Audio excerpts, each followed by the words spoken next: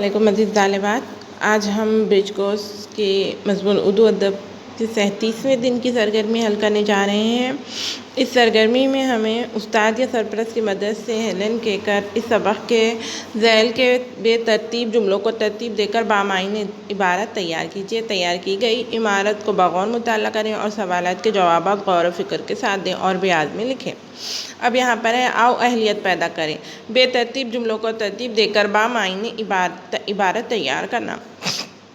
جبکہ یہاں پر بے ترتیب جملے دیے گئے ہیں، اسے ہمیں ترتیب وار دے کر ایک بامعنی عبارت تیار کرنا ہے۔ اب اسے میں ترتیب وار پڑھتی ہوں، آپ لوگ دیکھیے۔ سب سے پہلے آئے گا تیسرا، کبھی کبھی میرا دل ان سب چیزوں کو دیکھنے کے لیے مچل اٹھتا ہے۔ اس کے بعد ہے پانچواں، اگر مجھے ان چیزوں کو چھونے سے اتنی خوشی ملتی ہے۔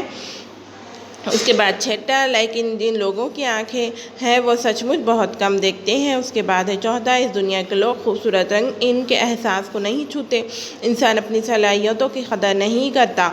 اس کے بعد ہے آٹھواں، تو ان کی خوبصورتی دیکھ کر میرا دل باغ باغ ہو جائے گا۔ اس کے بعد ہے دوسرا، وہ ہمیشہ اس چیزوں کی آس لگائے رہتا ہے جو اس کے پاس نہیں ہے۔ پھر ساتواں، یہ کتنی دکھ کی بات ہے کہ آنکھیں کی نعمت کو لوگ حقیر سمجھتے ہیں۔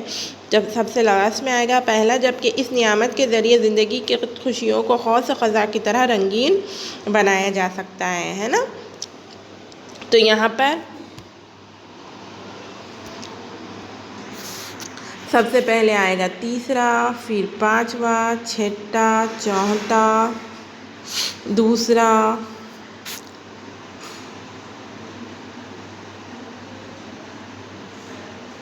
پھر آٹھواں، پھر ساتواں، اوکے۔ پھر اس کے بعد سب سے لاسٹ میں آئے گا پہلا۔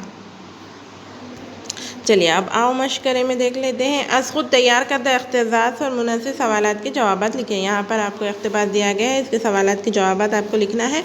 اقتباس میں کون سی شکایت کی گئی ہے اپنے الفاظ میں تحریر کیجیے۔ یعنی کہ یہاں پر کون سی شکایت کی گئی ہے؟ یہ شکایت کی گئی ہے کہ انسان آنکھوں کی جیسی نعمت کو بہت حقیر سمجھتا ہے۔ اب حقیر کیوں سمجھتا ہے، اس کی وضاحت کرنا ہے، کیونکہ اللہ تعالیٰ نے انسان کو بے شمار نعمتیں دی ہیں، لیکن وہ پھر بھی اسے کیا سمجھتا ہے؟ حقیر سمجھتا ہے۔ چلیے آؤ تخیلاتی بننے میں چیلنج دیا گیا ہے۔ اپنے آنکھوں پر پٹی باندھ کر مختلف چیزوں کو محسوس کرنے کی کوشش کریں۔